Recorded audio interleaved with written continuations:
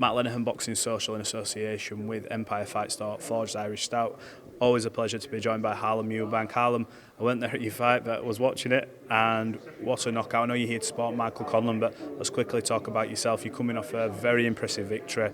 There was a lot made of the aftermath as well in terms of calling out Conor. We know obviously yourself and Chris Senior were going in hard on that.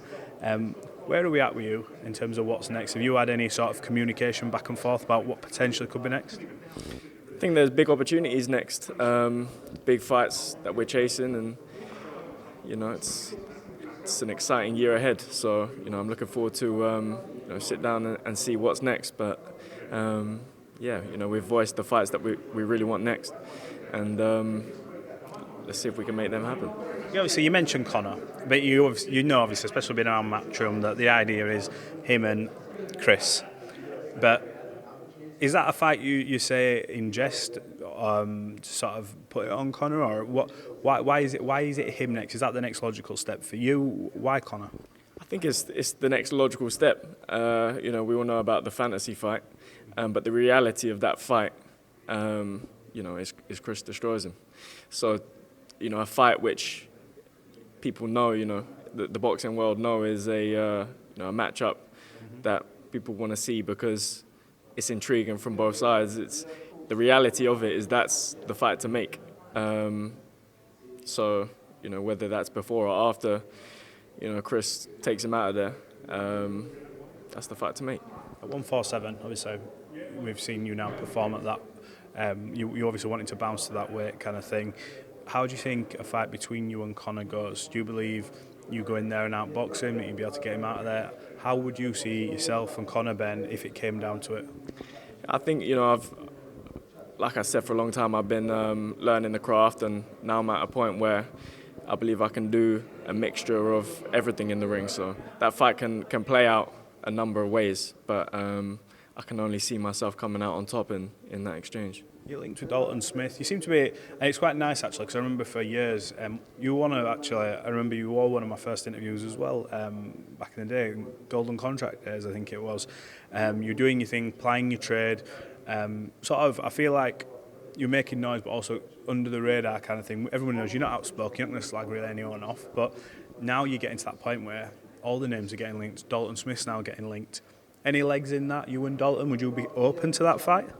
I think I've been talking with my performances and gaining momentum, with my actions, with my hands, talking with my hands and showing what I can do in the ring, and that's done all the talking that needs to be done. I've been linked with many names, but a lot of them have only started talking, especially at 140, since I said in the interview that I'm going up to 147. So they're fights I was chasing 2 years ago. Would you stay down at 140 now, or do you have to move up? Let's see. I was cramping up in my last fight, so there's obviously some stuff to be worked out. But we're looking at 140. It's definitely 147. It's definitely the more logical step. So let's see. There's a lot of options on the table, and it's going to be a big year for me. Look, the return of Michael Conlan. We know you boys are tight. Yourself, obviously, H.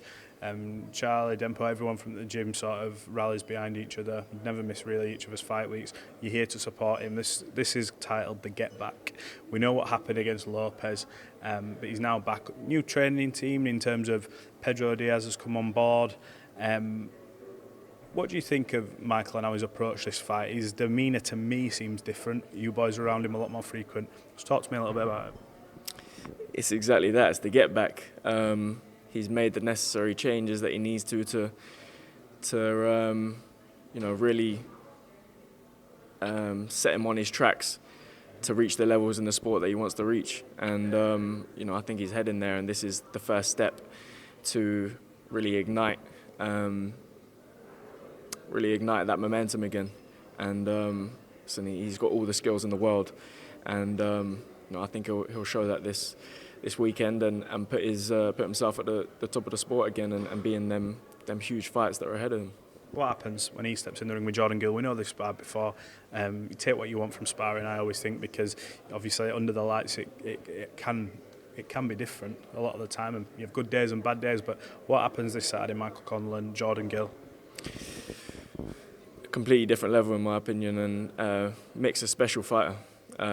His skill set is elite, and I really think we'll see the difference in levels in there on Saturday. And like I say, I think it's a great fight for him to really set pace and show people where he's at before he goes into them huge nights ahead of him.